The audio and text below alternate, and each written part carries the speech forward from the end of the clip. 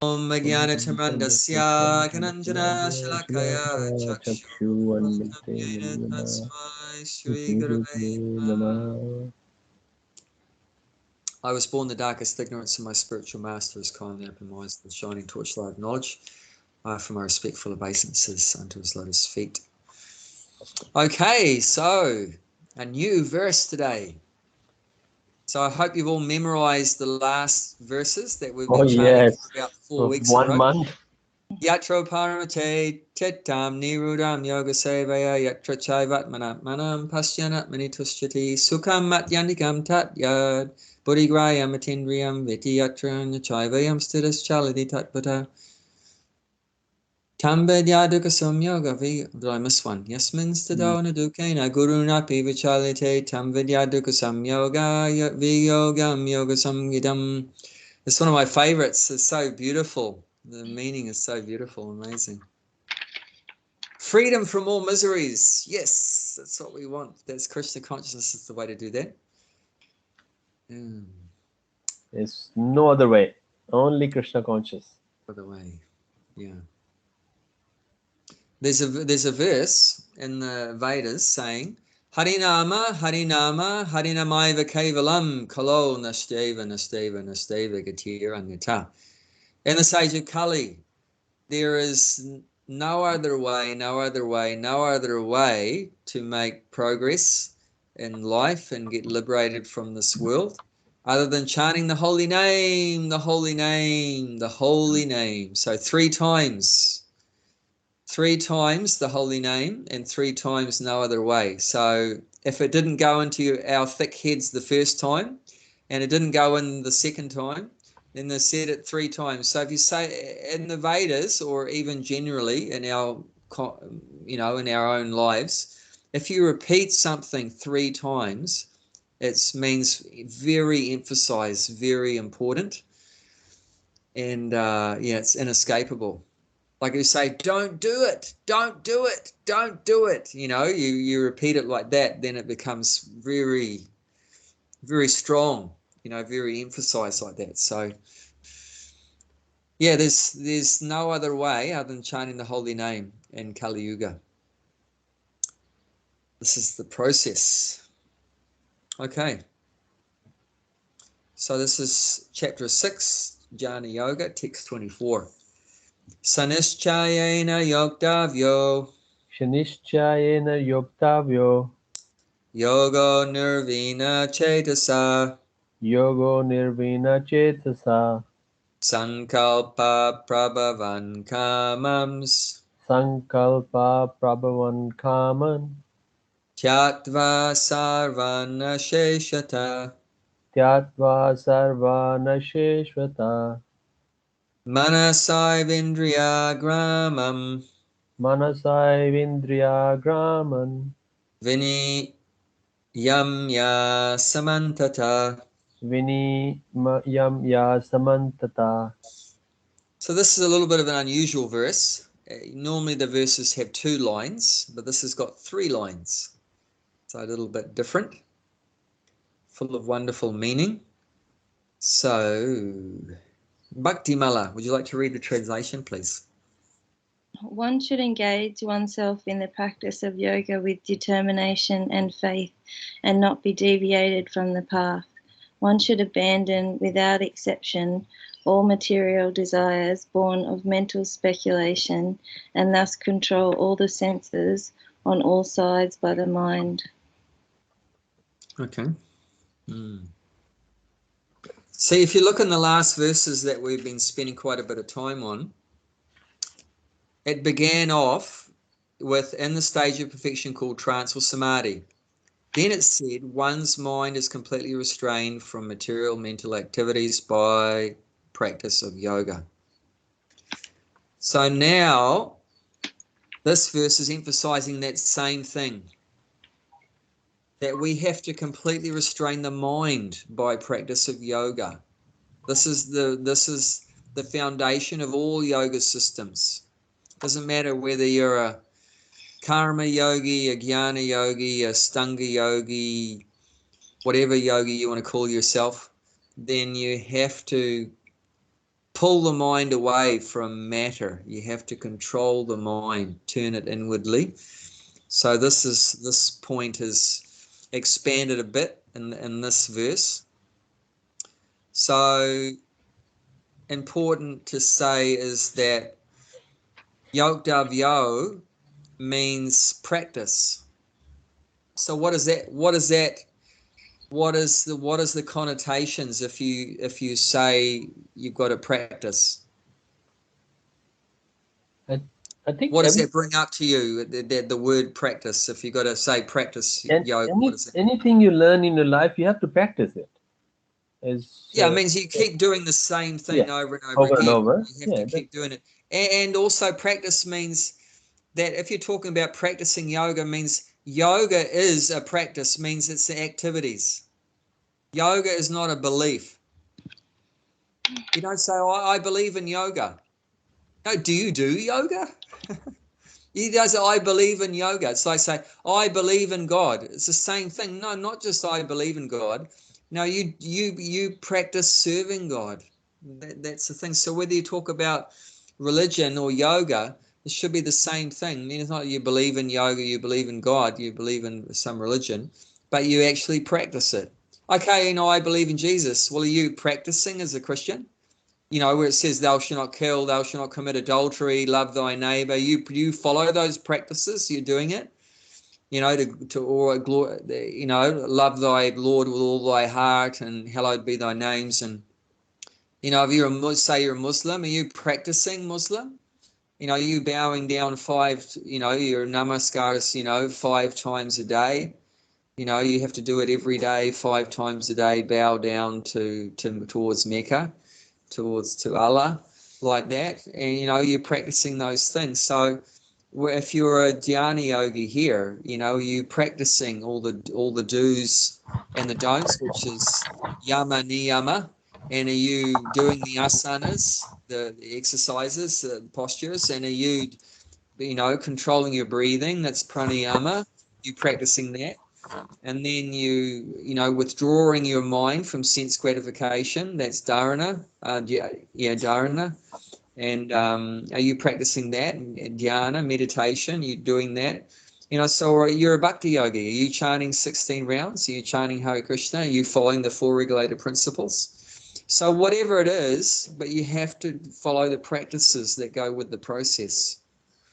So it's not just an armchair philosophy. Yoga is not just for an armchair philosophy. You actually have to practice certain activities physically, mentally. There's certain practices that must be done regularly. That's what practice means. You have to do it regularly. So otherwise, you're not going to have the result of controlling the mind. The mind's not going to get under control. If you don't engage in the practices recommended in the yoga system, then you're never going to get the mind under control. It's not going to happen automatically. If we think our mind is automatically going to come under control, good luck. No chance. No chance. The mind is so stubborn, so obstinate. It's just mad after sense gratification, material enjoyment. That's the way it's conditioned to that. It's in cahoots, or you could say it's teamed up with the false ego, with the ahankar. So the mind and false ego are saying, hey, let's make up a team. We're going to enjoy in this material world. We'll help each other. So I'll make you think that you're the body. That's what the false ego does. I'll make you think you're the body, and you just work through the senses and try to enjoy through the senses, and we'll work together and have a good time. So that's what the mind and false ego have teamed up together to keep us in delusion and forgetfulness of who we really are. And it's not just going to automatically change. You have to force it to change. And the mind is going to want some gratification through the senses. And we have to control that. I mean, who's we? Who's going to be there to control the mind? First of all, we have to understand: are we the mind? Well, we said it. We are we the body? No. Okay. Are we the mind? We don't say I body, do we? No, We say no. my body. Do No, we say no I mind. mind? We're not saying our mind, but we do use mind. Yeah, so we use say it. my mind. My mind, yes. So we're using the mind. So who's using the mind? Hopefully. Oh. Our consciousness using the mind. No, I mean Yeah, it's. if you're conscious enough, then you can. If you're not conscious But it's enough, not then in the mind will use you. I mean, yeah, the consciousness is separate from the mind, though. Yeah, who's using the Consciousness is mind then? separate from but it's all in the heart region. I mean, the mind and the soul and intelligence is in the heart region, the false ego. It's all in the heart region. The mind is there. Intelligence is there. Mano, Buddh here. So the mind, intelligence is there. Ahankara. Mana, buddhi, chitta, That's the ahankara. subtle body. So the subtle body is made up of mind, intelligence, and false ego. But within the subtle body, then there's the spiritual body, the soul, which has its own spiritual form and spiritual senses. Everything is there, spiritual mind, spiritual senses. That's within the subtle body. So imagine that we are there, the soul, which has its own spiritual, eternal spiritual form and spiritual mind, spiritual senses. And covering that, imagine a covering, like you got your shirt is covering your body. So covering over that is your mind, material intelligence, and material false ego. And then covering that is your gross physical body. Covering that is the physical body. So three bodies. Spiritual body, your subtle body with mind, and your gross physical body. So we have to realize that we're superior. That we're superior to the mind, that we're superior to the body. And because we are superior, then we should tell it what to do.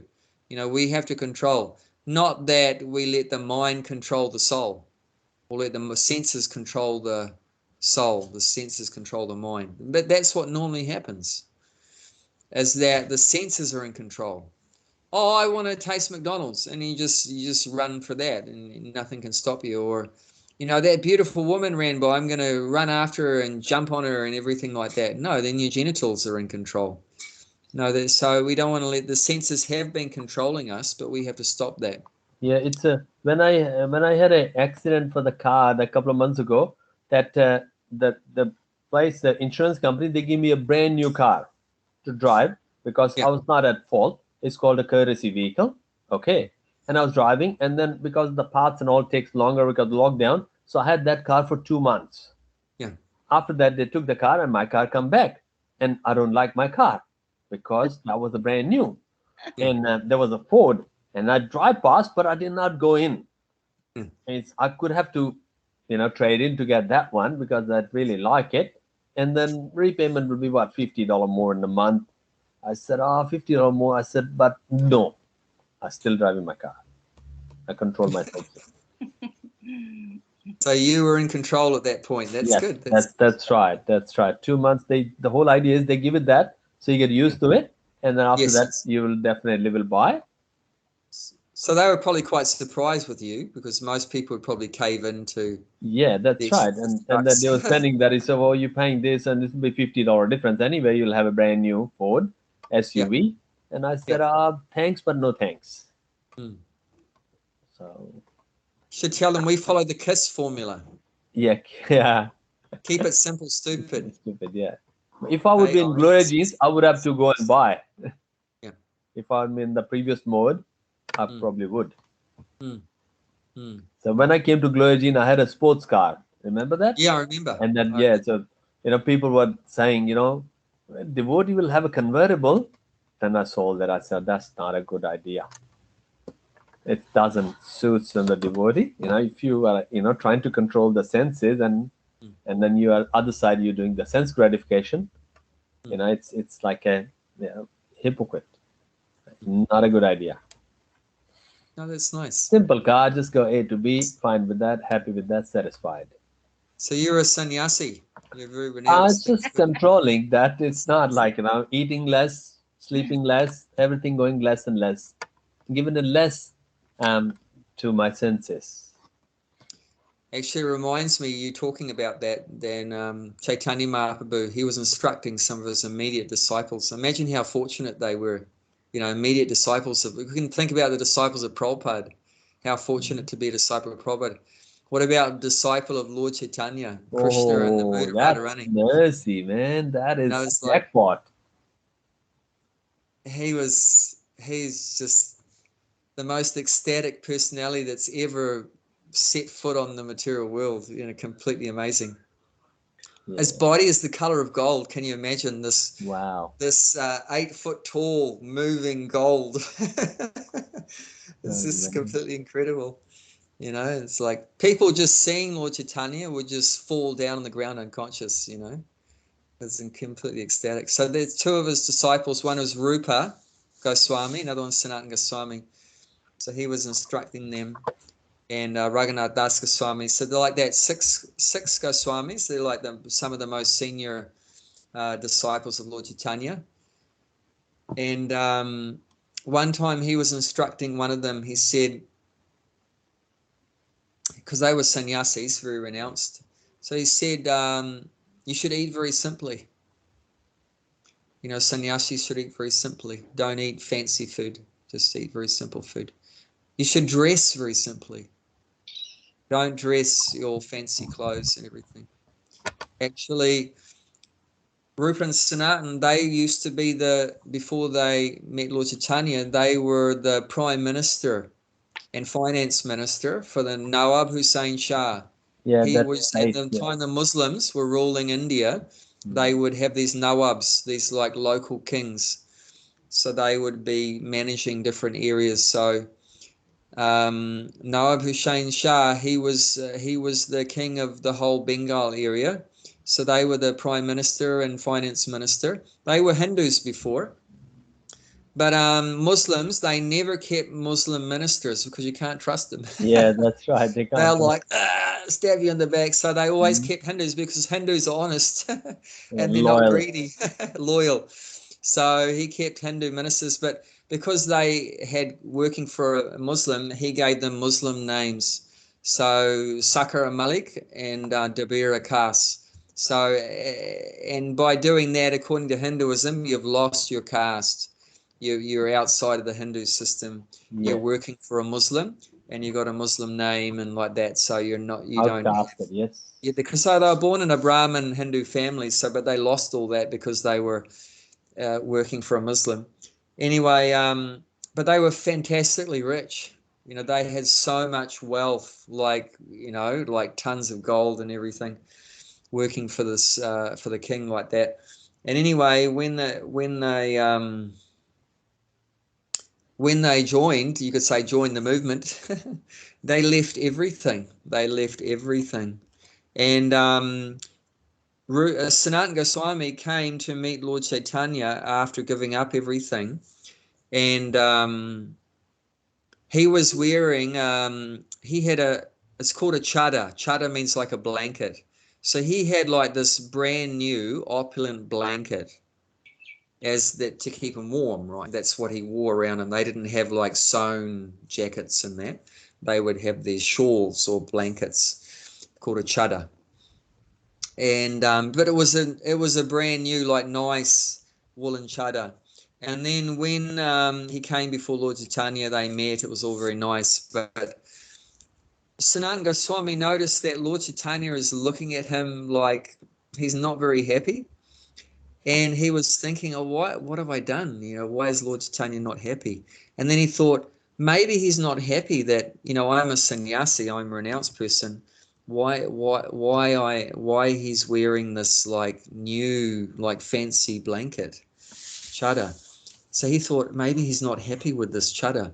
So he went to the bank of the Ganges to take a bath, and he saw this mendicant, this old, guy, with an old ripped blanket, covering himself with a ripped old dirty blanket, or what? Not dirty because they would clean it every day, but ripped and old, worn out like that. And he said, "Excuse me, can we swap blankets?" And the guy said, "What? you want to give me your your very opulent blanket for my old rip one? Are you feeling all right? But so I said, yes, I want it, give it to me. And then so he gave his new one away and took this old one. And then he went in front of Lord Chaitanya, and Lord Chaitanya was completely different mood towards him. He was so happy, like that. And then he revealed, yes, I'm very pleased you gave away that new one and just keeping this old one. For a renounced person and the renounced order, you should live very simply and not keep opulent things. And this is not good for renunciation, to eat fancy food and wear fancy clothes and all this kind of stuff. So, and the idea is just to help keep the senses under control, because the senses can easily get agitated, and the mind become disturbed, and then we forget Krishna. It leads to the desire, and the desire not complete, anger rise. Yeah, so it's a whole chain reaction. Let's look at the end of the 3rd chapter. It talks about this, about how we can control the mind and the senses. So chapter 3, the end of the 3rd chapter, text number 37, the last verse of the chapter.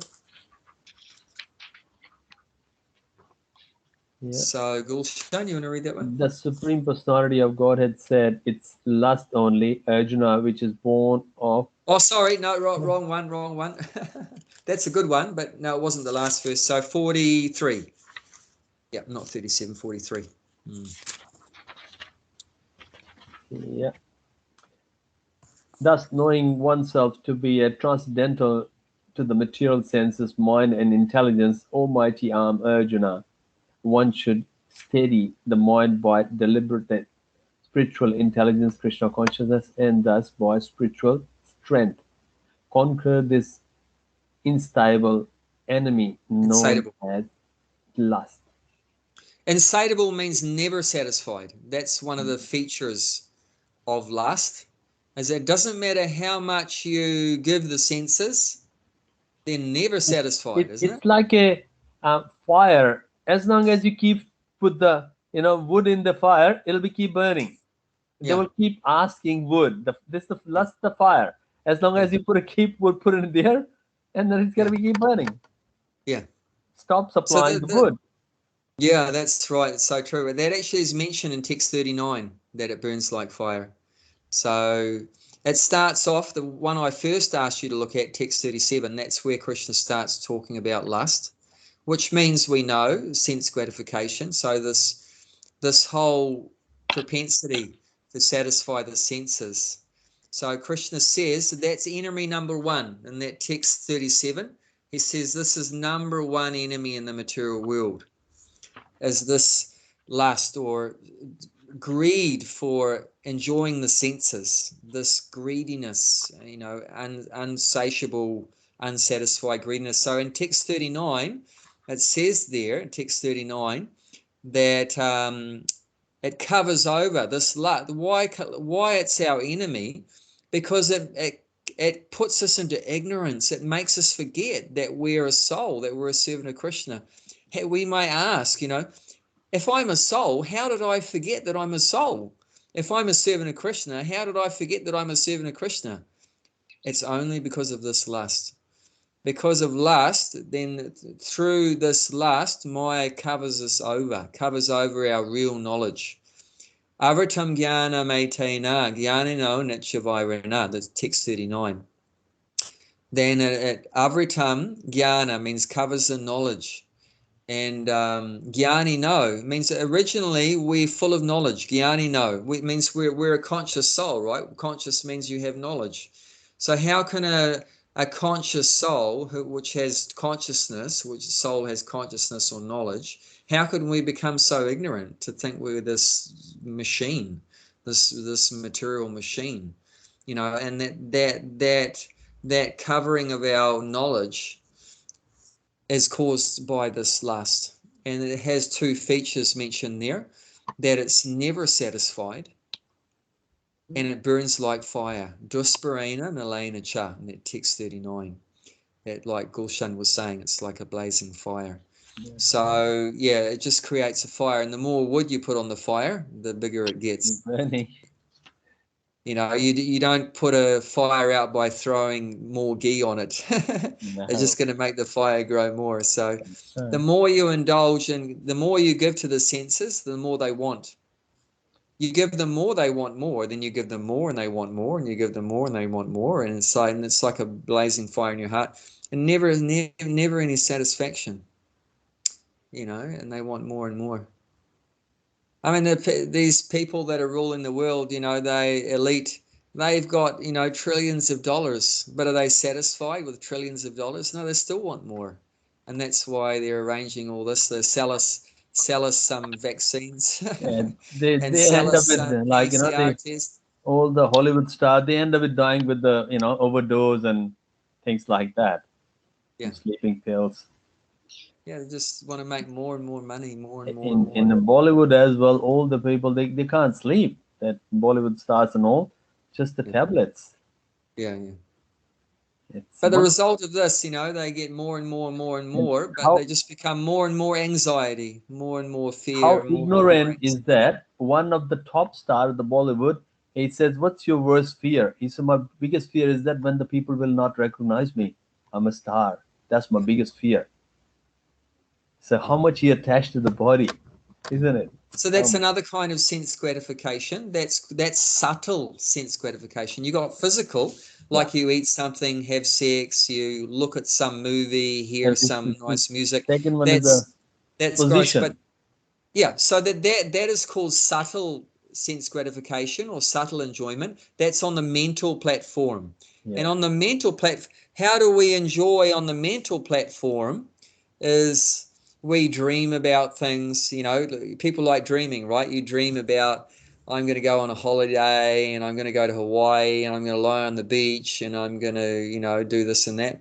And so you're just dreaming about it. So that's on the subtle platform you're enjoying. Your body's not doing anything, but in the mind, you're enjoying on the mind.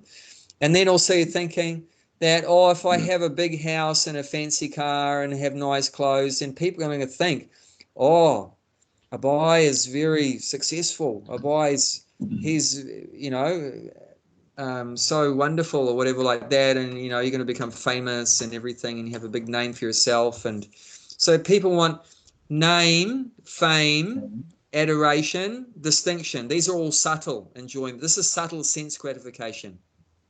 Name, a name for yourself, your name to become famous, name, fame, distinction. You know, you got something that separates you from all the Joe Blow, you know, something that makes you special. That, you know, you know, you're presenting a special philosophy that separates you from anyone else, or you look different, have a different hairstyle than anyone else, a mohawk with red spots, and you know, that's why a lot of people, they'll have some unique feature, right, in the way they cut their hair or color their hair, or they'll have some rings hanging out of different places to make them look different, or, you know, or a car is very, you know, different kind of car, or a bigger house or something, or the latest phone, or I used to have a motorbike, and I went there to the bike shop. I said, put it there a loudest muffler. When I get to my street, whole street should know. So he put it there, and then when in the morning, Sunday morning, usually Saturday, Sunday morning, I used to take that bike to the temple. I used to go to the Gurdwara, you know, Gurdwara, and then whole street knows that Gulshan is leaving. So I was so much in the ignorance, and then Gurdwara knows that, oh, this is the Gulshan Siya, because nobody come in the bike, and I'm the one so loud. See how idiot I were. So. Yes, yeah. So that's the way it works, you know, that's subtle enjoyment, you know, that people are noticing me, people want some recognition, some adoration. People worship us, you know, that people, it's called puja. So you want some worship, people to worship you. A lot of yogis in India, the people worship yogi, you know, rather than Krishna. They say he's the god. Yeah, so they're also entangled in sense gratification. They might have given up sex and drugs, but they're they're Mentally, they didn't give up the position. Addicted to position and worship. Yes. That's very hard. Oh yeah. There's a saying that absolute what is it? Absolute power corrupts absolutely, something like that. Then it's very hard to handle. Like if you become like have a big position, a president, or even like an ISKCON, right? A temple president or a GBC. Or Very hard to give up that position. They will do anything to keep that position. Yeah, people will do anything. I mean, I know ISKCON leaders, you basically have to put a noose around their neck and drag them out to get them to give up their position. They'll never. That much attachment. Sad to say that, but and it shouldn't be like that. You know, like in Vedic culture, you're supposed to retire from all worldly activities halfway through your life. That's like around 50. So why are we hanging on, you know, to our last breath, you know, to be a manager, to be a this or that? No, it shouldn't be like that. You read about in the Srimad Bhagavatam when all these leaders, when their children grew up, and the children would be put on the throne, and then the dad says, "See you later," and he's off to the forest. You know, the king would go off to the forest, and he gets ready for dying. But now, you know, we just stuck to our position. Till the last breath. My children, my grandchildren, my great-grandchildren. And anyone that's a threat to your position. Oh yes, you will do every politics. That's politics. So, but it's not supposed to be like that, you know, in Christian consciousness. But we see it's this lust calm is so difficult. That's why Krishna says it's our biggest enemy, our worst enemy. Even we bring it with us when we come to Krishna consciousness. Oh, my dear lust. Okay, I'm not going to have illicit sex and meat anymore, but I'm going to have a big position. So in that way, we will enjoy together. So which one is more stronger? I'll be the big president, and I'll become famous. And which one is more stronger, sex or a position? Actually, the position is more because it's subtle. Because, like I said, on the subtle platform, you can enjoy more. Oh, even you could say. Even you could say thinking about sex is even more, because physical sex, that lasts for 5 minutes or half an hour, but subtly thinking about it, that could last for weeks and months and years. That is more dangerous. So it's like, how long do you go on your holiday for? Maybe 1 week, 2 weeks, but how long do you think about your holiday? Oh yes, maybe the whole year. So that's what I'm saying. On the mental platform, there's more gratification there. That's so more dangerous. Can be more dangerous. So that's why we're not only controlling the senses, but you have to control the mind. You have to control the mind. That's the center of the senses. That's the center of the senses. See, the senses only work because of the mind. Like without the mind, your eyes don't see anything. Without your mind, your ears don't work. Without your mind, your tongue doesn't work. But as soon as, because the mind is there, then all these things are working. Then it's utilizing all those inputs coming in through the senses. But just senses without a mind is not going to, nothing's happening. It's just like you could have a doll, right? You could have a doll and it's got eyes, right? Your doll has eyes and a mouth and ears, but there's no mind there, no consciousness, so the senses don't work. But as soon as you put the soul there with a mind, then suddenly you can see something, hear something, taste something, smell something, like that. So it's all centered around the mind. You have to. That's why this verse is saying also. Manasai Vendriya Gramam Svidiyamya Samanmatara. So thus control all the senses on all sides by the mind. So we're back to chapter 6, text 24. Thus control all senses on all sides by the mind. So the mind is the central point of all the senses. So it says 6 senses, because the mind is the 6th sense. that's also regarded as a sense. Understand that? The mind is also regarded as a sense. It's not mentioned here, but in some places the words use sasendriya. Sasendriya. Sas means from the word six. Is six. Sasendriya, and in Sanskrit for six. And then indriya is senses. So six senses means you've got this is knowledge acquiring senses. So you've got your eyes, one, your nose, two, your taste, tongue, three, your ears, four, your touch is five, through your skin. You're getting knowledge, you're becoming aware of something through touching it. Like I can feel this, like just by, even without looking at it, just by touching it, I'm getting the knowledge that this is something smooth.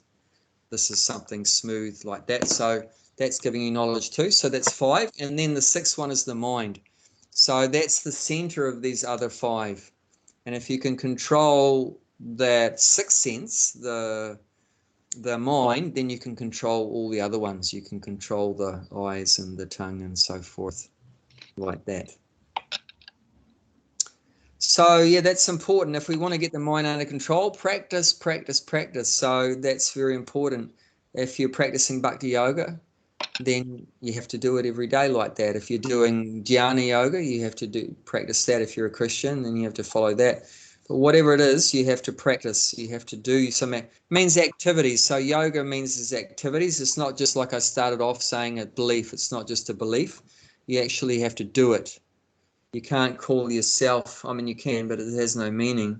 You call yourself, you say, oh, I'm a yogi. Oh, what exercises do you do? Oh, no, I don't do any exercises. Oh, what breathing do you do? No, I don't do any special breathing. So, I mean, how you can call yourself?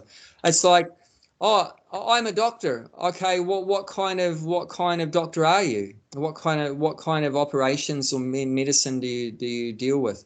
No, I don't do any operations. No, I don't prescribe any medicine.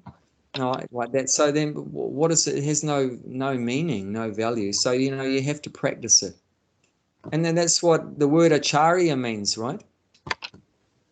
Acharya means one who teaches by example.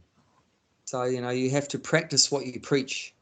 So it's definitely, yoga is a system of different activities that are recommended to do. And there'll be activities that are recommended not to do too. And you have to practice that as well. So not only you practice doing the right things, the recommended things, but you have to practice not doing the things that, are, to be restrained from or refrained, like that. It's like we practice also no meat eating. It's a practice, isn't it? It takes practice. We practice no intoxication, no illicit sex, no gambling. This is also a practice. And we practice chanting 16 rounds. So there's positive things that you practice, and also you practice, like that. What does that mean? No intoxication, no illicit sex means you're practicing to control the senses. So that's also hard work, isn't it? You understand what I'm saying? I completely understand. Because it's not automatic. No. There's some effort, some energy, some effort required to not eat meat and not have illicit sex and to not take intoxication. And it's something that you keep reaffirming and practicing every day. Okay, yesterday I didn't eat meat, and I'm going to practice that again today. And I'm going to practice that again tomorrow. So it's like a continual thing. That's a continual thing. And after 42 days, it becomes your second nature. Yeah, and then it may become easier after some time because you practice it for some time. So then it becomes easier. But then Krishna tests you time to time. Are you really? Yeah. They send that, yoga maya. Yeah. Then depends the exam happening every time, every day, Yes. You never know. Yeah. I tell you that, like, I've been like 4 years in Bhakti Tree, and one day, what happened that I finished that Uber, and I was coming home from Hamilton, and there's a raining, And the one lady, old lady, she put the hand in front of the car. I said, why is she putting the hand in front of the car? It's not a taxi. Only Uber you have to book through the phone. And it was a pouring down rain. I stopped. So she just opened the door, very old lady, maybe in her 70s, and sit in the front seat. And then she said, can you drop me a little bit further? It's very heavy rain. I said, okay, you already sit in there. Okay, she pulled the umbrella and then sit in the car. And then she said that the first thing she asked that, are you married? I said, no. And then she said that, oh, my niece is very beautiful. Would you like to see? I said, no. And then I completely, shocked. I said, what she's talking about? And then I show my shikha and my my kanti. I said, I practice, Krishna consciousness. She don't know. I said, I'm a practicing monk, mantra meditation. She's, oh, I never ever seen someone. Can I touch you? I said, sure. She touched my arm, and she said, well, can you drop me here? That's it. And I said, still the raining. I'll maybe 100 meter, 200 meter. She said, yeah, I'll go nearby. And then she get out of the car and then she gone. She said, maybe that was some demigod in I disguise. said, no. She said, I never touch monk. Can I touch you? I said, yeah, sure. But she was old lady, like same age as my mother. That could have been some demigod in disguise. I got no idea. But I said, no. And then she didn't understand Krishna. I said, look, I'm a monk. I practice that. So, no, thank you. She said, oh, okay. And then she, pouring down rain, she just opened the umbrella and she gone. I said, oh, okay. Yeah, that's quite a mysterious. Who is she? I got no idea. I'm not so sure if it was just an who's waving the hand in front of the car. And I just stopped and I said, pouring down rain. I feel pity. Like, she's an old lady in an umbrella. And then,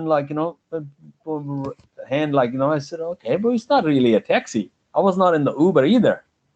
So I said, okay, I would just feel like, okay, if she wants to go further. I said, okay.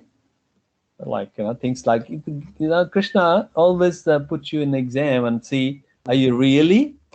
Are you, whatever you're preaching, are you practicing or not practicing, just preaching?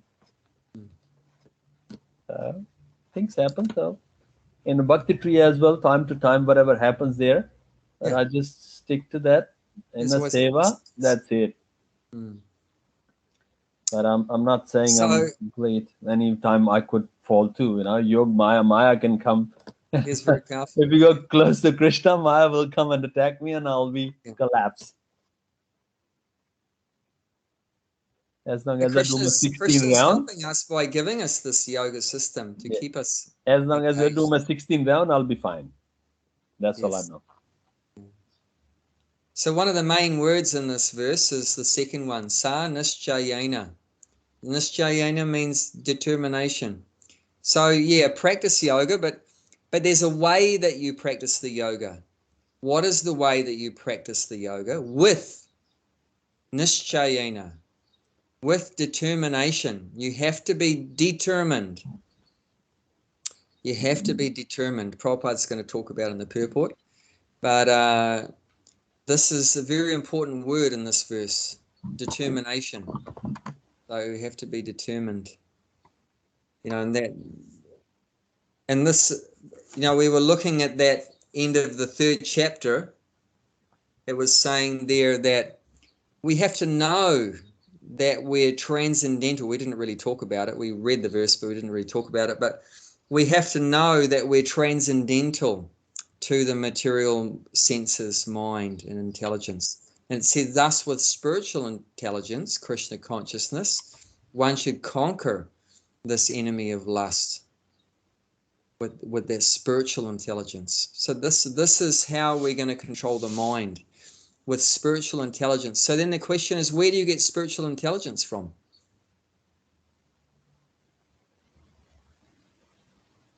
See, because of the senses, through the senses, we're getting victimized by lust, and that's infecting the mind.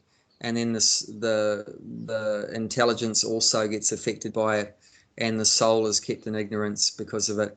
So how do we reverse that process of being victim? Godas means servant of the senses.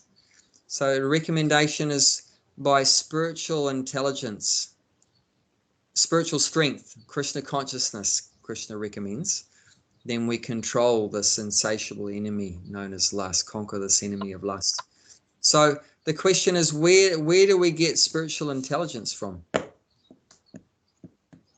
Spiritual strength. In the service of Krishna, consciousness service for the Krishna?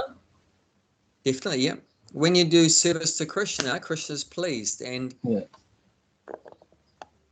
how Krishna reciprocates with us for pleasing him, doing service, is he gives us intelligence in our heart. He gives us intelligence in our heart.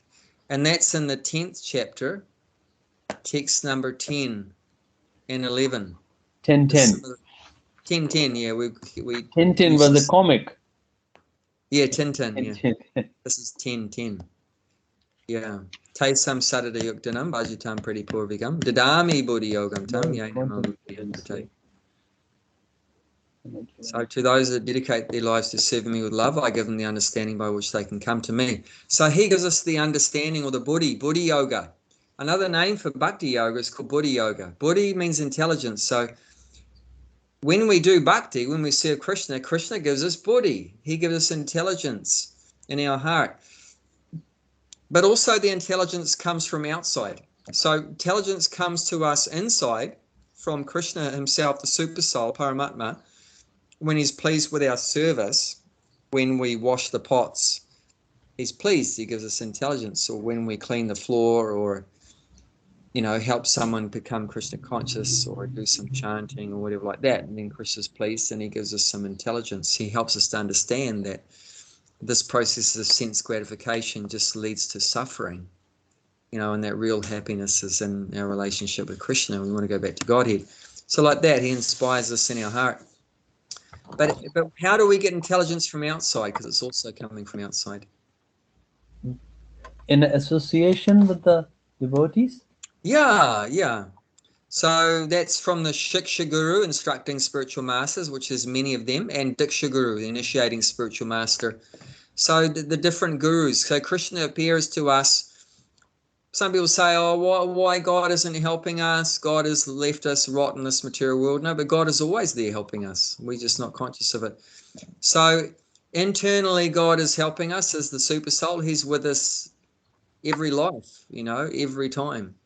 From even before we were born, he was there with us in our last life, and he's with us since we were born, and he's right there now, and he's with us till we die, and then he'll come with us in our next life. So he's always there trying to give us good advice, good guidance, but normally we ignore it. That's our problem, not his problem. We normally ignore his good advice. But he never gives up on us. He never leaves us. He's so tolerant and never gets angry at us, even though we're such rascals. That's the nature of the God. It's so much merciful. Yeah, so merciful.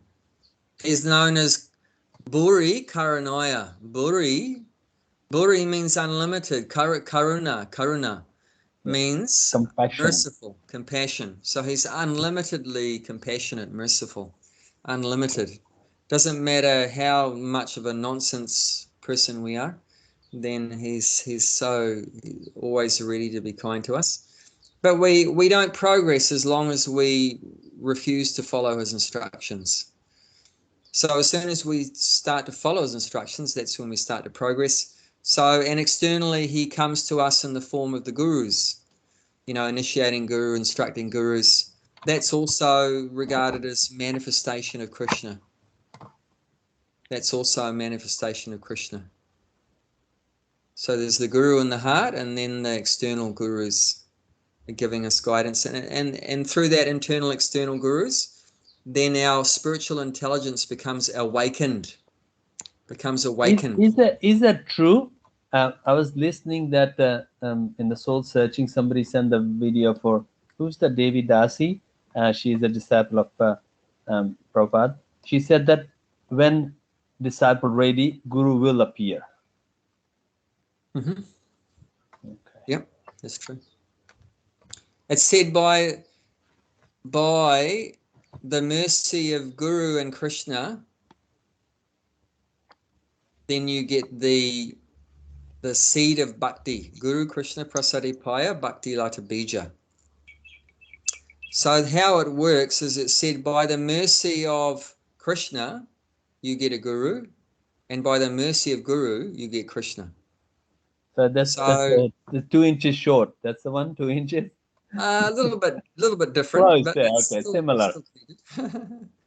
Means that Krishna's in our heart, right? He knows that,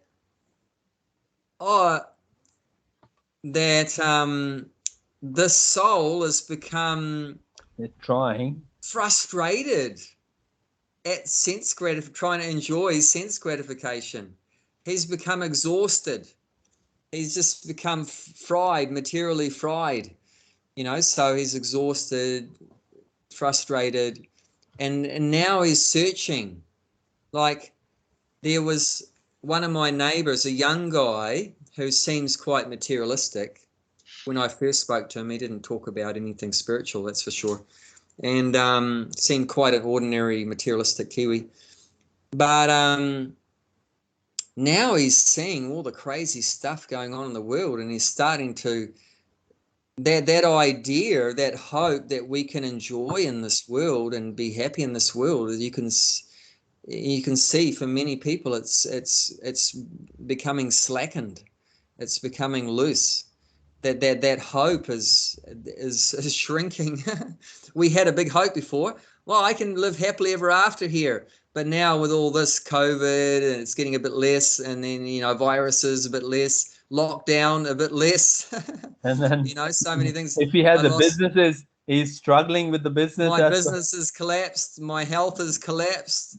My mental peace has collapsed. Argument with the wife, and she left.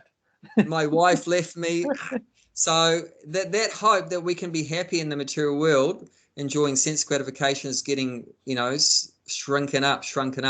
So along with that opens up the possibility for the spiritual dimension, for Krishna consciousness. So this guy, well, my wife and I were out walking the dog, and he drives along, and said, I just was driving along to see a friend of mine down the road, which I found quite unusual, because there isn't really anyone really further down the road than we live. We live at the end of the road.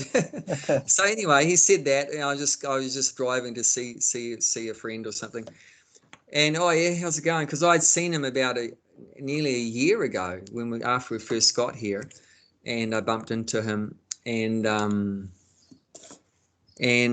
so now I'm seeing him, and then one of the first things he said, he just opened his heart and said, I'm really confused.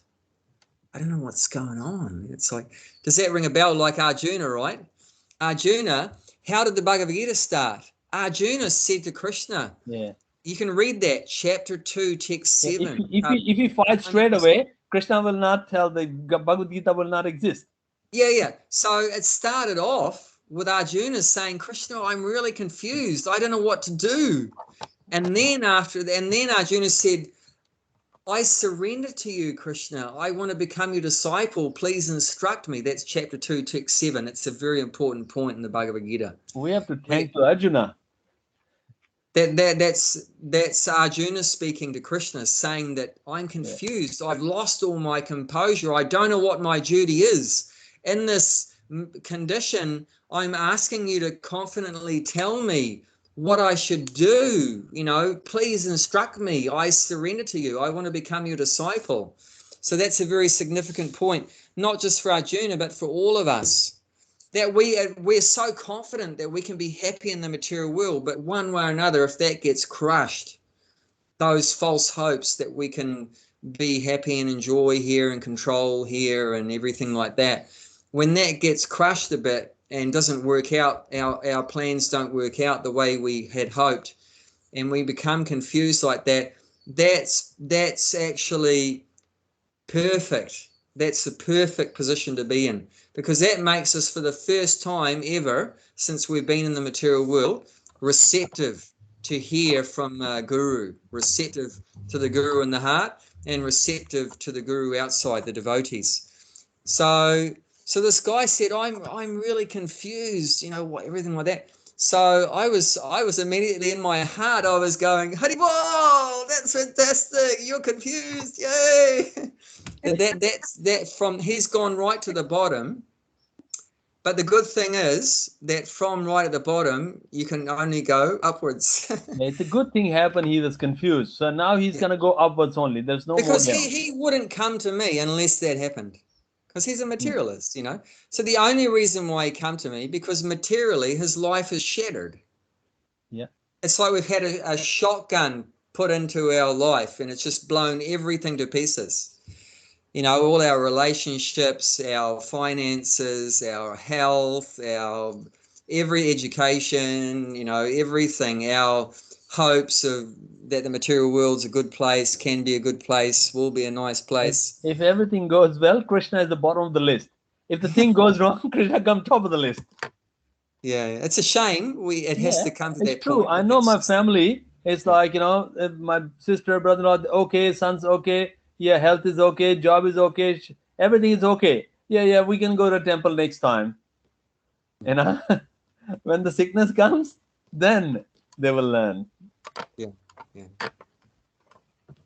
Oh, So, and that's how we awaken that spiritual intelligence.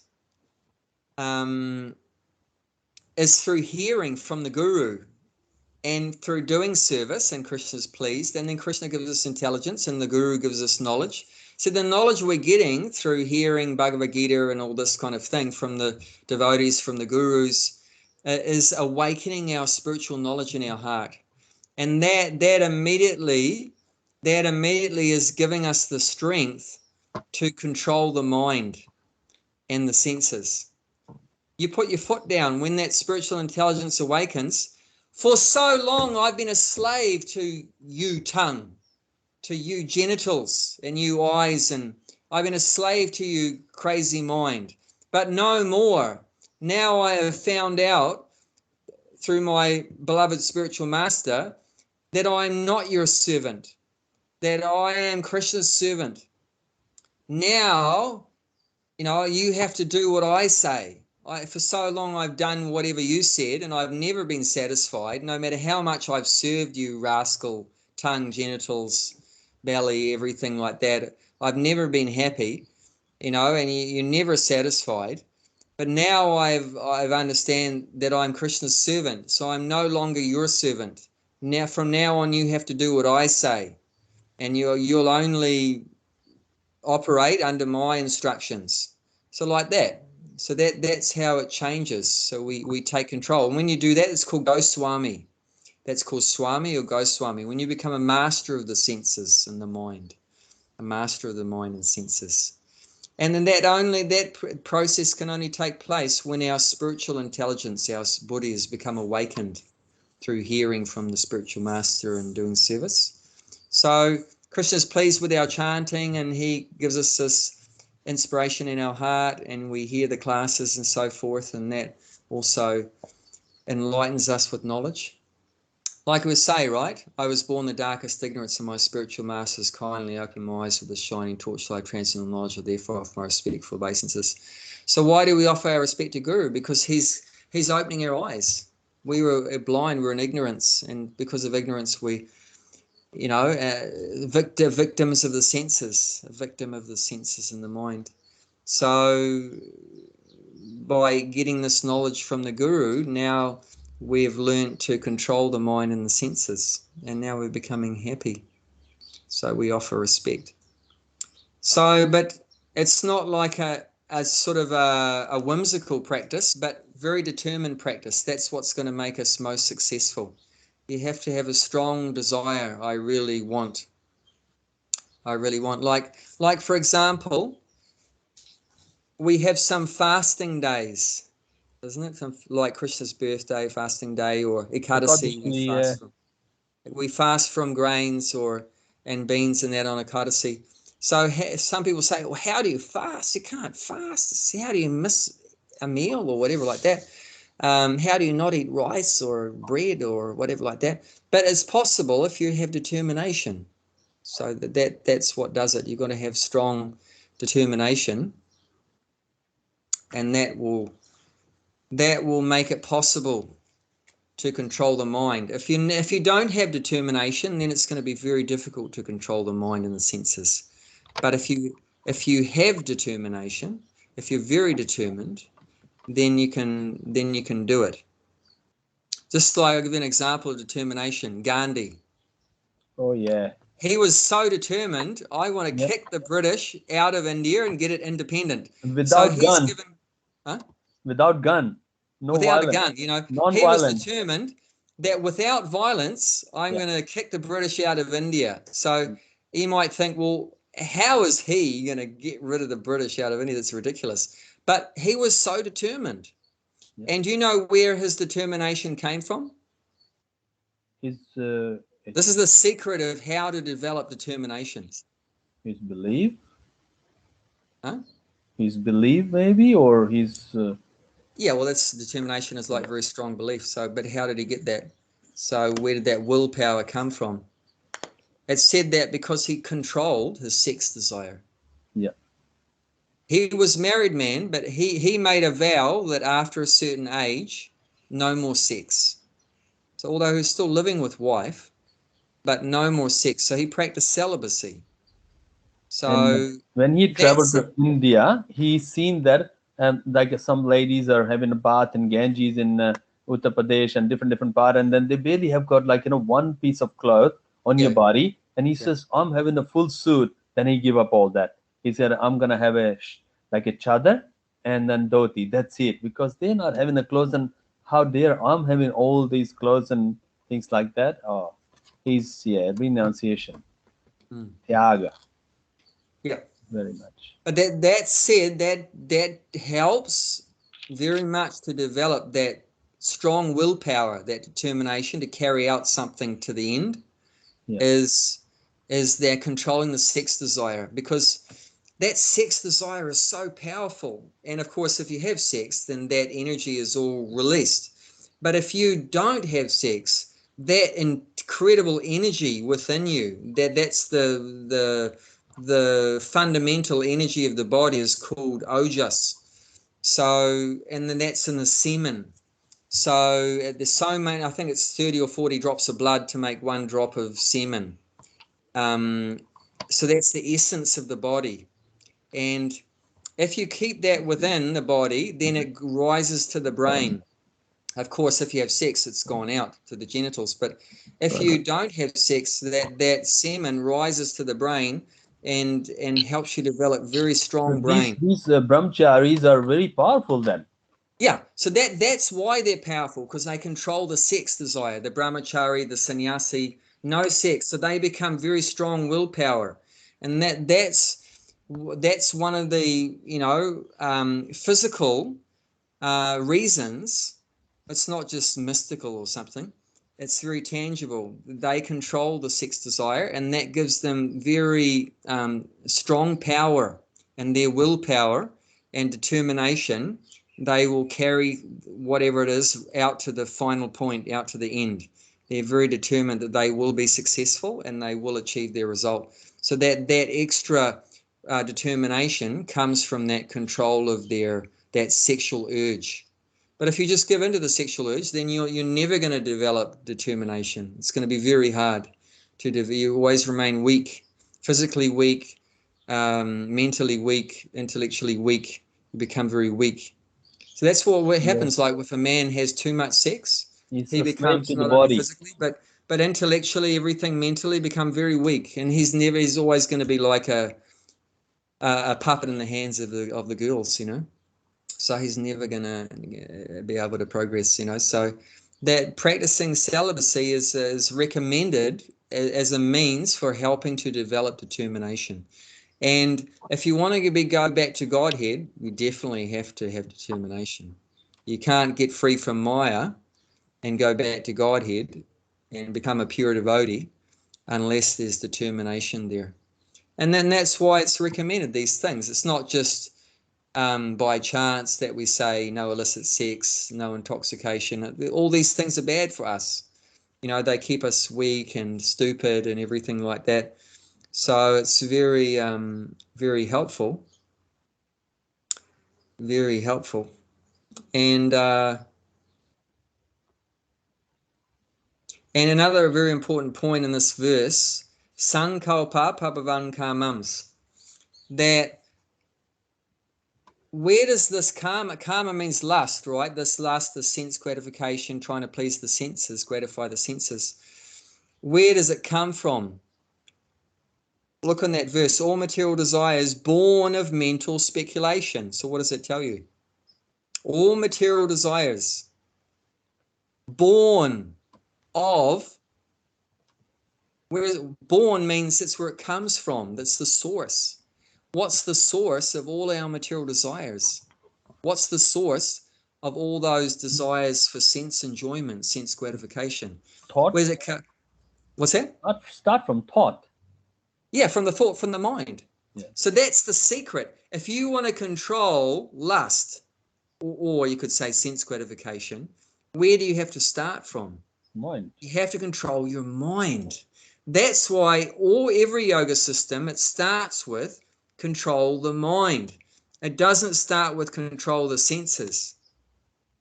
It starts with control the mind, because the sense gratification is born from the mind.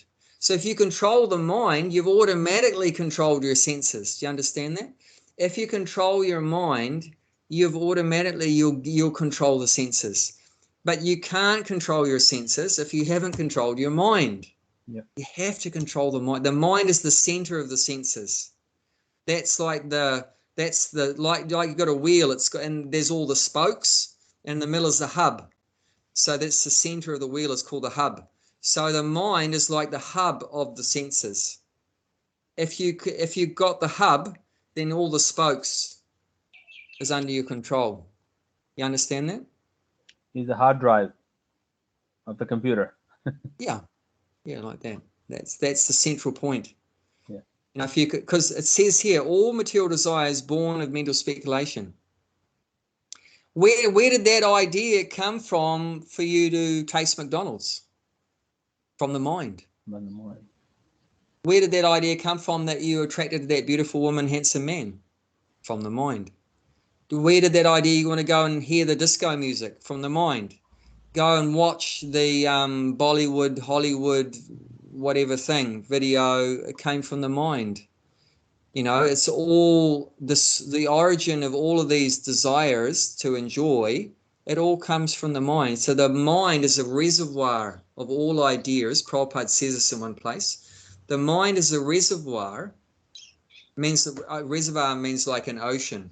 So a big pool of water. It's a reservoir of ideas for sense gratification. So imagine it's an ocean of thoughts about material enjoyment. That's what's in our mind. It's like an ocean of thoughts of sense gratification. Thousands of different foods for tasting, and thousands thoughts of... can come in any direction, hit your mind without even you knowing. Just come and hit it there. Yeah, it's just a massive, jumbled up, you know, concoctions of stuff in our mind, all junk there. And that's why it said, Chaito Dharpana Marjanam, that chanting cleans our mind. Our mind is just crammed up with junk. Imagine a massive rubbish tip, Newcastle's rubbish tip, and it's all in our mind, you know, so much junky thoughts about food and sex and sleeping and money and material objects, and it's all jumbled up, and fame and reputation and profit, worship, all these kind of thoughts are in there. It's all jumbled up in our mind.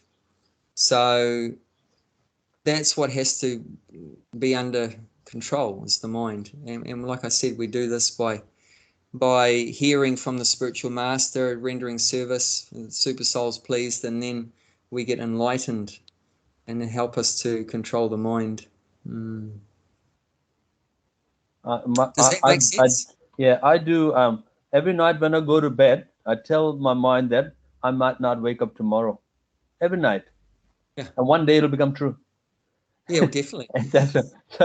So it's like, in that way, I stop collecting. No need to collect. I just tell that you might not wake up tomorrow. What's the point of collecting? Yeah. So whatever. That's how we get more serious about spiritual life, through that. Going See, to like, the so I said, by this spiritual knowledge, then our spiritual intelligence gets awakened. So that's the fact. That's the real knowledge that the body's going to die. So then, what are you going to do about that? It's Well, like we have to. I recommend everyone, including me, and every 14 days, just go to cemetery. Once in a 14 days, just go there and sit down. All the questions get answered. Yeah. You will run out of questions. Yeah. It's true. Or if you want to save the petrol, just read Srimad Bhagavatam. Yeah. Or Bhagavad Gita, then you'll realize the same You thing. can, but like what you can see the graves there. It's Yeah. a sand gate. It's only maybe a kilometer from the bhakti tree, the big cemetery there. And then I just look at it. This is the truth. I'll be in one of the box as well. That's it. But the thing is that, that's what you learn from Bhagavad Gita, that you won't be in the box, but the body will be in the box. Yeah, the problem is, like, whenever we seen that the car was, coffin taking the car, but we never seen that we will be in that coffin one day. We never ever. If you can imagine you are in that coffin, and that's gonna be that's truth, not imagine. It's gonna be one day, no matter what. Whoever comes in this planet has to go. This is must thing. So then, what's it collecting? You gotta be in that box. But one time in the Mahabharata, it's recorded that one time one yaksha, he questioned Yudhisthira. He was actually Yamaraj, Yudhisthira's father, in disguise as a yaksha. It means like a ghostly kind of being. They're servants of Kuvera, the god of wealth. The yakshas, it's a kind of race on a different planet. But they come to Earth also in previous times. So what had happened is each one of the Pandavas, they were very thirsty. And during their exile time, they were traveling around, and they'd found one of them went looking for water, and they were so thirsty. And then a voice, one of them was just, I think it was Nakula or Sadev was first, said, well, he was just about to drink the water, and he said, hold it, don't drink the water. Answer my question. You're going to die. Yeah. He says, before you drink, if you answer my questions, then you can drink. Yeah. But if you just try to drink, you'll die. And he was thinking, oh, who cares? I'm so thirsty, and if anyone comes to attack me, I'll kill him, because Kshatriyas are very powerful, right? And they're quite proud of their strength. So he wasn't afraid of any voice from the sky or anything like that. So anyway, as soon as he drank the water, immediately died. Then, the brother didn't come back. So the next brother went out looking and came across the water, and same story. He went to drink, and the voice said, hold it, don't drink or you'll die. Answer my question. And then, of course, the Pandava didn't care, and he drank and then died. So like that, and one by one, and then Bhima went, and then same thing, he died. Arjuna went, same thing, he drank the water, he died. Then Yudhisthira, and he sees all of his 4 brothers dead beside the water. And but he was so thirsty too, he wants to drink, but he was intelligent. So he said, okay, what's your question? And then many questions, and Yudhisthira answered every question perfectly. He's very intelligent. And he's the son of the Lord of Religion, Yamaraj, so he is very intelligent. So, Dharmaraj. So, one question was very interesting. He said, what is the most amazing thing in this material world? And Yudhisthira said, the most amazing thing in this world is that although I see death taking place all around me every day, that I still think that I won't die.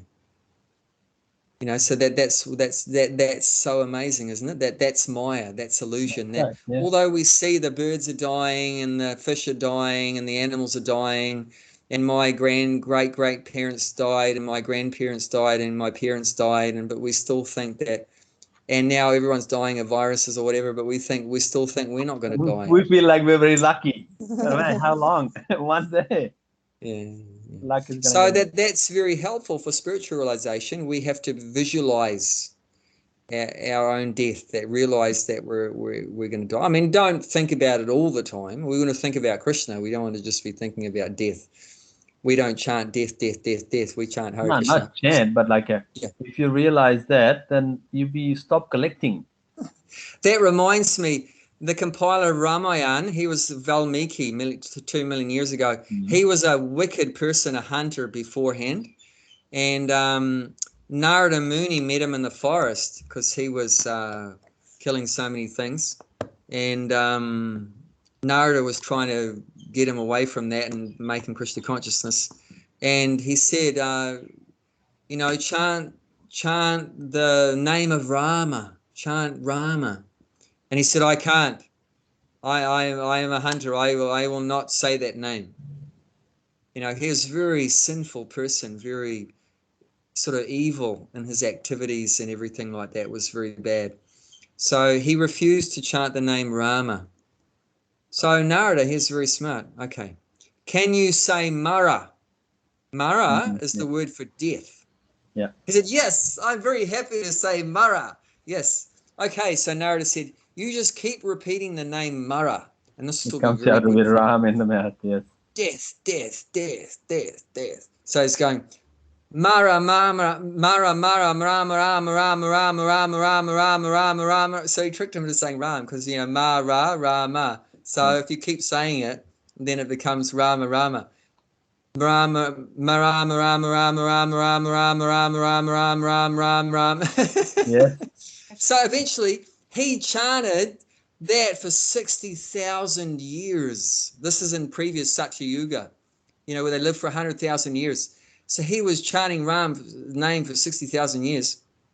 So he became so pure by chanting Ram's name that all of Lord Ram's pastimes became revealed to him in his heart. And then he wrote the Ramayana. One evil hunter wrote the Ramayana, the wonderful pastimes of Lord Ram, because he became completely purified by chanting Ram. So like that. So once again, by hearing from the Guru, we get purified, and that helps us to control the mind, control the senses, and this is the process, and this is the process. And to help us, determination we need determination. So like I said, if we can control our sex urges, especially the sex urge, that will help us to develop a strong willpower and determination to be able to carry through. Determination means to finish something, to carry it through to the final point, to the end. That's what determination indicates. And I mean, like you see, many people may join the Hare Krishna movement, but how many people stay with the Hare Krishna movement? Many people start chanting Hare Krishna, but how many people continue right through to when they die? It's easy to start something, but to finish it, that takes determination. So you understand, we need determination. Sometimes people join and they stay for 6 months, and then they go bloop. Or for 1 year. Those people are come for the reason. When the reason is fulfilled, they live. Yeah, that can be there also, but definitely we know that they didn't have that determination. They hadn't developed that determination. So yeah, determination is very important. Determined that we want to go back to Godhead, that we want to become a pure devotee, that we want to serve Krishna, or that we want to get free from sense gratification. So we have that strong determination like that, and that will support us, will help us. And then the question is, well, where do you get that determination from? Well, a good start is from associate with people that have that determination.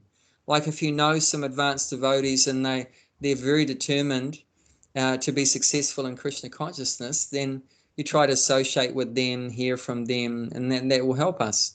Even, like reading, even like now lockdown or whatever, if you don't have much physical association, then even through reading about those devotees that are very determined. If you read about like Prahlad Maharaj, he's so determined. Dhruva Maharaj is famous. That's actually the main quality that Dhruva Maharaj had, was determination. I mean, you mentioned, Gulshan, about people have material motivations, that being a big obstacle. Why That's they also a left. determination. I was so much mad for, getting a girl when I go to the club. That's Yeah. my determination. And at the end, I'll get it. That's also determination. Yeah, but yeah. So you can be wrong determined side, for Maya or wrong determined for direction. Krishna. Yeah, so the same determination we had in Maya, we should use that in Krishna's service. So, but what was I going to say? That was You're talking about association with people. oh yeah. Yeah, Dhruva Maharaj. That's the main quality Dhruva Maharaj had in that pastime, is determination. What was his determination? That he wanted to meet God. But why did he want to meet God? To become a pure devotee and surrender? No. He wanted to meet God and get a benediction from God that he would get the supreme position of controller in the universe. So that what kind of material motive is that? That's the biggest material motive. He wanted to, his father was the grandson of Lord Brahma, King Uttanapad. So I mean, he wanted a position greater than his father, because his father upset him. Because one time he was 5 years old, he tried to jump on his father's lap, and his other brother from another mother, because sometimes the kings would have many wives, so his stepbrother was also on his lap, and he tried to jump on his dad's lap with his stepbrother, and his father pushed him off the lap, and he was very upset. You can imagine, 5-year-old pushed off his dad's lap by the dad, so he was very upset, and he went crying to his mum, and he said, yeah, well, I'm not the favorite wife. The other wife is the favorite one, and it's his favorite kid from the favorite wife. It's just, and the desire began. What to do. And then he said, well, I want something even more better than my brother and my father, everything. I want more bigger than them, stuff them, I want my own power and everything. So then he said, how do I get it? And he said, well, she said, only God can fulfill that desire. And then he said, well, where's God? And she said, I don't know, but a lot of the sages, they go to the forest to find God. I don't know anything more than that, but they all go to the forest. So maybe you can find God in the forest. She wasn't thinking her 5-year-old was going to be serious about it, but he was. So 5 years old, he took off, left everything, went to the forest to find God, and to find to find some, to find these sages and learn how to find God. So he met Narada Muni once again, same as Valmiki. He met Narada Muni. He's got so many disciples, Narada Muni, all over the universe. So he met Narada Muni, and Narada Muni first tested him and told him, look, mate, you're only 5 years old. Don't worry about it. Just go back to your mum and dad. Think about this later. And he said he passed the test. He was so determined. No, I want to see God. I don't care what it takes. I want to see God. And Narada Muni said, okay, if you're really serious, then you got to chant Om Namo Bhagavate Vasudevaya. And you got to make a little deity out of mud. He showed him how to make a little deity of Vishnu. And you worship Vishnu and chant this mantra in front of Vishnu. And you can do fasting and all that kind of stuff. So the first month, he performed severe austerities along with the chanting. The first month, he only had like berries and roots from the forest. And like the next month, he did stop that. He had just leaves, dry leaves that fell off the trees. He just ate dry leaves. So if you ever think about complaining about what prasadam you're getting, think about him. And then he got to a point where he wasn't even having dry leaves. He would just drink water. He only had water. And then his 6th month, he stopped even water. He was just took a breath every now and again. So he became an advanced yogi. He controlled his breathing. And at a certain point after 6 months, he even stopped breathing. At that point, the whole universe started to like have serious problems because of his intense austerity. Fire was coming out of his head. Fire was coming out of his head, and the whole breathing of the universe became stuck up because he was meditating on the Supreme within himself, and he blocked off all the holes of his body. So it's like there was what do you call it, a microcosm within himself, and that he affected the breathing of the whole universe. And then at that point, Vishnu stepped in. Hey, he's going to like suffocate everyone. I better give him what he wants. So Vishnu, he was meditating on Narada Muni, told him how to meditate on the super soul. So he was meditating on the super soul and stopped breathing, and he could see the beautiful form of the Paramatma, and then the Paramatma disappeared. And he was so upset that this beautiful being he was visualizing disappeared. So he, in shock, he opened his eyes. Do you know what he saw when he opened his eyes? The Paramatma that was in his heart was standing outside. Whoa. Can you imagine that the super soul in his heart came out of his heart and stood in front of him? So he still can visualize that. Once it'll be soul way out, that it'll be pronounced dead body. No, it's like I'm saying, it's like, you know, you could touch him. I mean, he was physically there. The super soul was standing. Super soul. In a bigger size. And in the heart, he's a small size, but outside he was a big size, but with 4 arms and everything blue and everything. And you know what he said? That now that I've seen you, I don't want anything. I'm completely satisfied. Because remember, he started off wanting the kingdom greater than his father. He said, now that I'm seeing you, I'm completely satisfied. I don't want anything. You are like a beautiful jewel. What I was looking for before was like bits of broken glass. Just cut me. You know, bits of broken glass. They're very attractive, but just cut you. So, and you're a jewel. Why do you want broken glass if you've got a jewel? So now that he had seen the Lord, he didn't want anything. Higher taste. So that's just an example of determination, that he had just an intense desire. I want to see God. You know, his motivation was not good in the beginning, but it became purified. But he had a good desire that he wanted to see God. So somehow or other we want to have that, some kind of determination like that, that we want to become Krishna conscious, we want to go back to Godhead like that. Even if the motivations aren't completely pure, that we want to get free from suffering or whatever like that. But they'll become purified. But you've got to have that strong desire to want to have Krishna's association, to do devotional service like that, to go back to Godhead. And then that will help us so much. Anyway, we've gone over time. Either of you like to say anything? No, love to listen to you. It's great. Good time. So yeah, by ourselves we're not very strong, but that's why we come together like this. You know, we can develop determination. So you are Acharya now, because you said that whoever preaching you means Acharya, so you're Acharya. Acharya Abhicharan Das.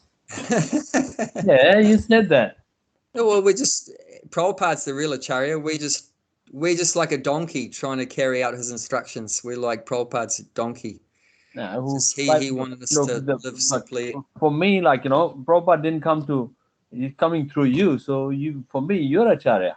For you, your guru is Acharya. For your guru, Prabhupada is Acharya. Yeah. So, that's nice. What happened with the guy, the neighbor? Did you get to chat with him, or with the guy that? No, it didn't go much further. I mean, I did say invite him to come over, and I said I've got some nice books of spiritual knowledge, can help clear up your confusion. You come. He said, oh, okay, you know, I may come sometime. So I mean, it's still, he wasn't come to the complete point of surrendering, but he was definitely a step closer, because that's like the first time he had like revealed that something was not right.